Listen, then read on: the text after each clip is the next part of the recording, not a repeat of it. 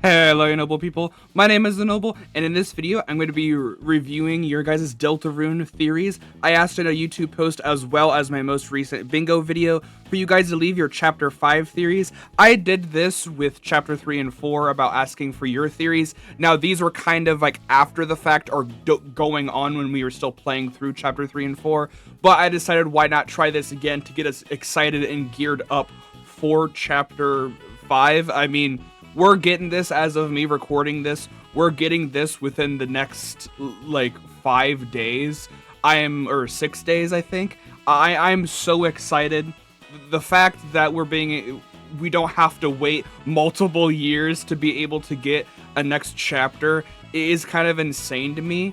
So I'm so much looking forward to the play of this game, actually being able to record my actual reactions to it, unlike last time, and I'm excited to read your guys' theories. So without further ado, let's hop into it.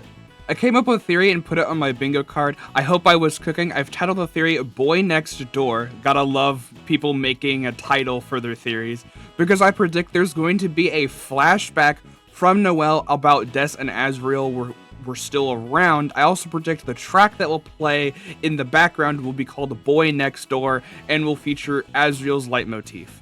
Now, already having theories about leitmotifs and song names, that's peak. I love that, especially because that sounds exactly like something Toby can do or would do. I am a little iffy on the aspect of a flashback, simply because I personally don't want to see what Des looks like until it's a big reveal. So we've kind of seen Des with her silhouette. We've never seen Des outright, but I feel like it would be cooler if like the night gets revealed and it obviously looks like a reindeer. That would be a bigger reveal. But we've never really had a flashback previously in Undertale. We've never had a flashback, even when it kind of quote unquote flashes back. Like there's literally a thing in the soundtrack called flashback. It's not really a flashback because it just shows scenes when Susie's talking about how Toriel helped her and took her to the diner. It's not like we watch a scene unfold. It's more or less we're learning about this from the third person. And I don't necessarily know if they would show too many details. The biggest flashback we did get is Tenna talking about all of the Holiday and Dreamers leaving from watching him.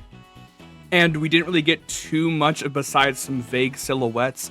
Would I want to see this happen?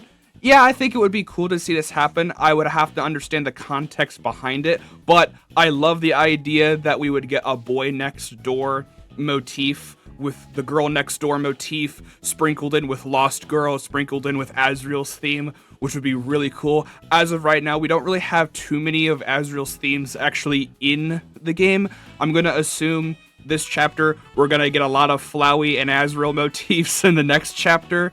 The only real one that I can remember is the Field of Hopes and Dreams, and there's like a brief blip that Tenna has when he says Azriel and it plays his motif for a split second.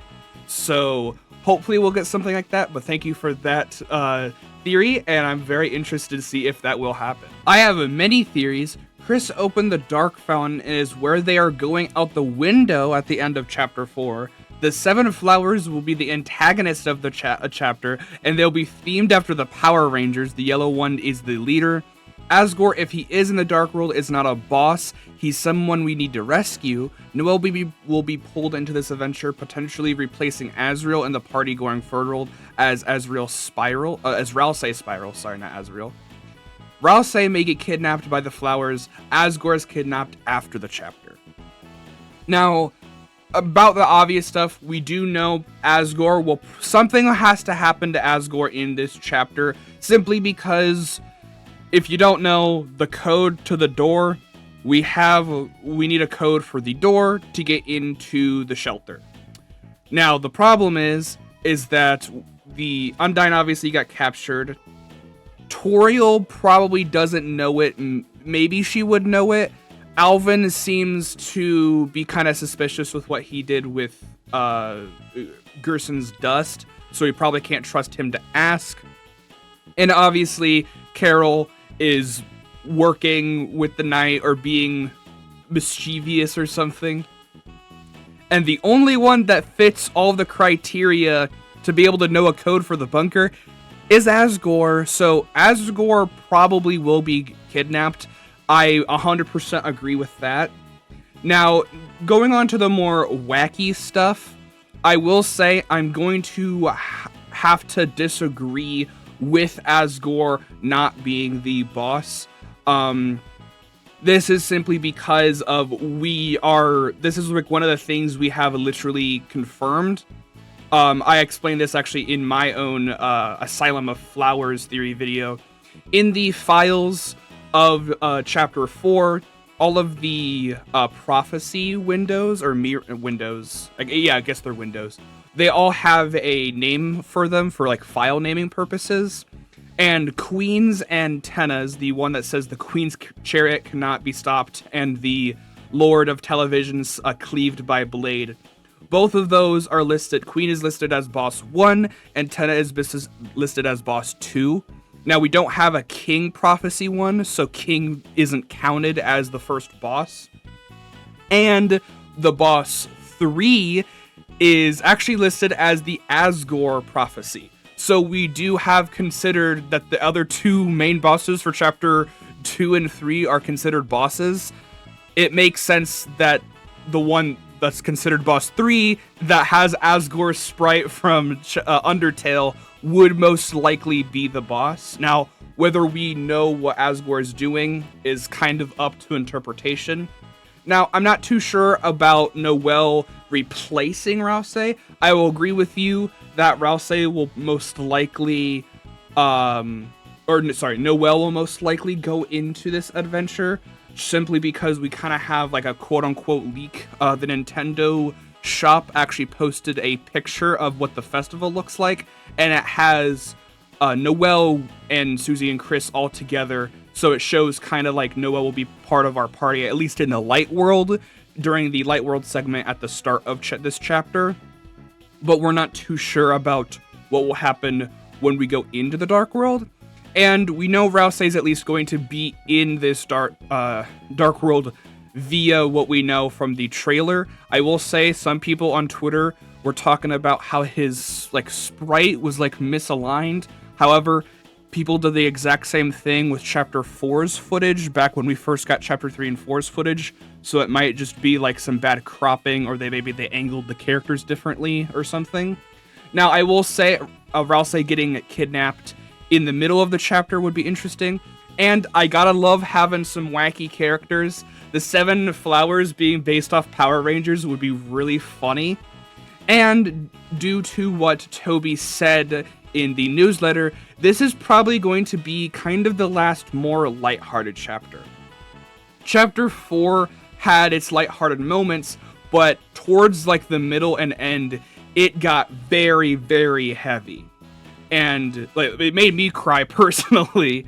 So the fact that we're gonna have this is the last time we're going to be able to kind of have a laughs while we watch the sunset is a very interesting way for Toby to phrase this. Now, do I think it's going to be as wacky as like chapter 2 or chapter 1 or even chapter 3? No. I feel like it can have wacky moments, but there still has to be an underlying tone of this is serious. That was what chapter 4 did, and I don't know if the Power Ranger flowers would play into that. If their personalities aren't like caricatures and they actually have more of a deep personality and deep meaning, which I highly doubt that they wouldn't have a deeper meaning. Tana comes off as a caricature and then has a very deep like backstory and stuff. But I do love the aspect of them all resembling Power Rangers. We do have that little tidbit that we might have like an Omega Flowey Cyan Soul boss fight. So that is interesting, and thank you for your theory. This last bunch of theories isn't really a theory too much, is more or less talking about the idea of a big theory that has been kind of going around like before like chapter 3 and 4 or around when chapter 3 and 4 came out. And that is, like the top comment says, The idea that the weird route will end in chapter 5. Now, they added on with Noelle causing the roaring act trying to save Rudy, and these two comments below it are kind of debating about it not really being a good theory, and it's just kind of like meh. I don't know why people would hype it, but luckily they're not being like intensively rude. They're just explaining their side of it. And I figured why not talk about it, because this is one of the theories I had in my own Beagle board, because I personally believe it. And I kind of want to talk about it because the person in green here actually kind of states that there really isn't too much evidence for it, and that it would be really lame to hype up the weird route as a ARG and has in major things an impact on the rest of the story to end so abruptly. Like, there's not a chance that would probably happen, and if it does, it will probably upset a lot of people and be kind of like anticlimactic, because like, oh, that's it? Why would they do that? That's kind of lame. But I kind of think that's the reason.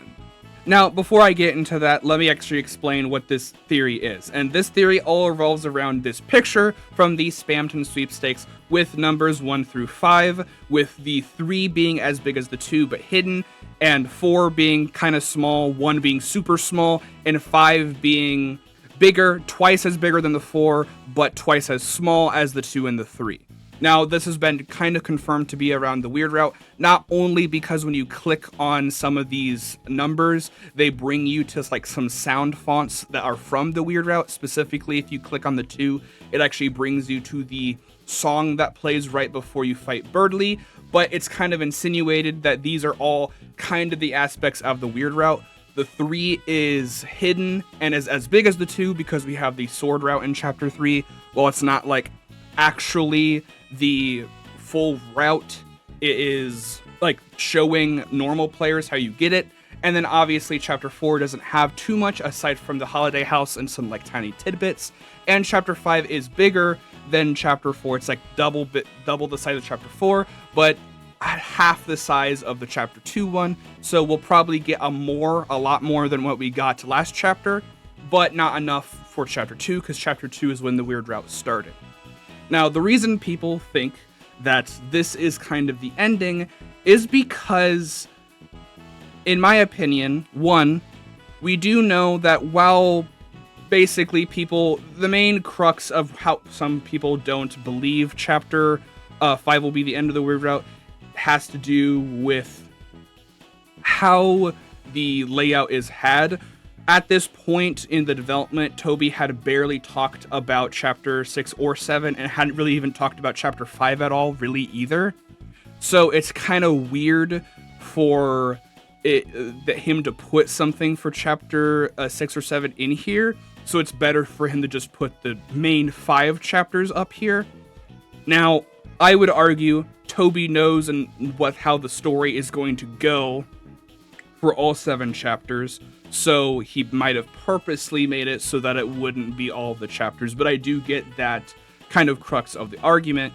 But I like the idea of it ending early. And I know that might be, people would like to see the weird route have bigger and bigger consequences. But in my opinion, we really can't go too much further. The main insinuation we have at the end of chapter 4 is that the trance effect that the Thorn Ring has somehow works in the light world, and that we're going to have more and more control over Noelle. She actually said thank you. She's telling Carol she's looking forward to seeing Chris the next day. And with the big jingle we hear at the end of chapter 4, it kind of feels like we're hard locked into the weird route and can't really abort it. It would be really weird for us to be hard locked into this, especially with how easily you can accidentally abort the genocide route in Undertale, if there wasn't not that much to go. My current theory is that if we want to quote-unquote defy the prophecy, which is one of the biggest things that these characters are going through. Susie wants to try and defy it. She doesn't want to see what the ending is. She doesn't want to have it. That's something she talks with Gerson, where she just wants to keep this going on. That's a recurring theme with only one ending. The idea of the weird route is, here's the only way you can get a different ending, but it's not good. It's like, this is the only way to kind of break the prophecy and maybe the ending could be good, but the way you got there is bad. That's such an interesting kind of thing that they could do with this. And I feel like it being anticlimactic and making you feel uncomfortable and being like, wow, that's really weird, is kind of what I want from it. Now, I'm going to be completely honest. Would it be cooler if we can continued building? Of course. I was super creeped out about what they did with Chapter 4. So if they continue that for Chapter 5, 6, and 7, I'm going to be like even more weirded out, and I'm not going to understand how it to go from further. But me personally, I think it would be cool to see how it could tie up. But that's all the time I have for this video. Thank you so much for watching. I had a lot of fun with this. Leave your own theories in the comments down below, and I might do another one before the chapter's release. I do plan on doing hopefully a couple more Deltarune videos before the chapter's release. I'm not too sure what I would do. Maybe trying some like mods or something, but I don't really want to mess up my save files. Let me know down in the comments if you have any ideas for what I need to do. But yeah, thank you so much for watching. Stay noble. I'll see you in the next one. Bye.